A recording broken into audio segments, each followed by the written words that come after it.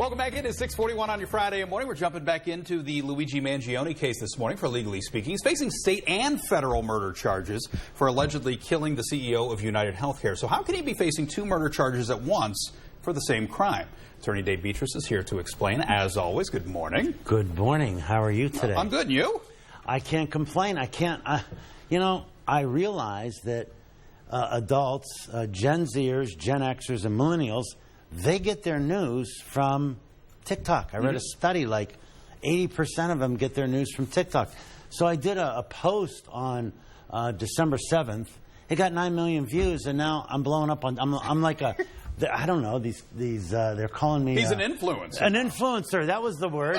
And they go, are you making money on it? I go, I don't even know how to do that. I mean, there are all these gadgets and everything. Yeah. Anyways, that's the number one question I get, so I thought I'd answer that. Yeah. Because any people locally in the Valley that are watching it. So, the state of New York is a state. The federal government is the federal government. Under the law, they're considered separate sovereignties. So New York is a sovereignty, and the state of New York is a sovereignty, okay? And since you committed a crime against both sovereignties. Mm-hmm. Now, in the state of New York, they have him charged with first-degree murder. State of New York got rid of their death penalty, so he's facing 25 years to life. In the federal government, they still have the death penalty. And they charged him under a statute called stalking. Mm-hmm. United States Code 2261A. Pretty impressed that I know that. Yeah, look at that. Okay? The statute's entitled stalking, but all that means is if you travel in interstate commerce to off someone, to shoot them, to kill them, to injure them, then that is a violation of federal law, and the federal government can indict you. And since the crime happened in Manhattan, the county of New York, for the New York state, can indict you, and they can both go and both punish you. And people don't understand that, but the United States Supreme Court has looked at it many, many times, as recently as 2017, and have held that doctrine that the state of New York is a sovereignty, the federal government is a sovereignty, they're separate sovereignties, and they both can charge them. Now, the odd part, though, is this is the same crime, basically. So how is this not double jeopardy? Because they are, under our system, they're considered separate entities. Yeah.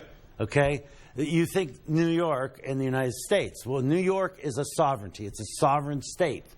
10th Amendment, okay? And the federal government is considered a separate sovereignty from the state of New York. And so, therefore, if you commit a crime, you could commit both a state crime and a federal crime. And really, I had a client one time, he was a young gangbanger they were after, and he robbed a local convenience store, and the federal government indicted him because the goods came from interstate commerce. So the federal government doesn't often do this, and I happen to think if this person had shot the CEO of a furniture company, I don't think the federal government would got involved. But when you're the CEO of a largest health insurance company in the world, yeah, you're going to get the federal government's attention. Real quick, we're almost out of time, but I want to ask you, it looks like the state case is going to be tried first. So does the order matter at all in this? Watch this. Ready? The state case will be tried first until the federal judge says it's not going to be tried first. Okay. Because we have a supremacy clause, yeah. And so if that federal judge says you're going to try you're going to try our case first. Yeah. But I think the federal prosecutors want them to try the state case first to see where they're coming at. Okay. So it's really a disadvantage. But his lawyer, Karen Friedman, Agnifilo, I followed her long before she got on this case. I call her the Lamborghini of lawyers. And coming from me, that's a compliment. So you can follow me on TikTok, Instagram, for all your updates there. I got a lot of content. I'm like an influencer. I don't even know what that means. Like all these, they call me the Law Father. The Law Father. And their favorite boomer. Oh, the Law Father's going to be back here on Monday, by the way, for free legal advice for the first Monday. And I brought you the goods from Rafe. Look at that. Are here.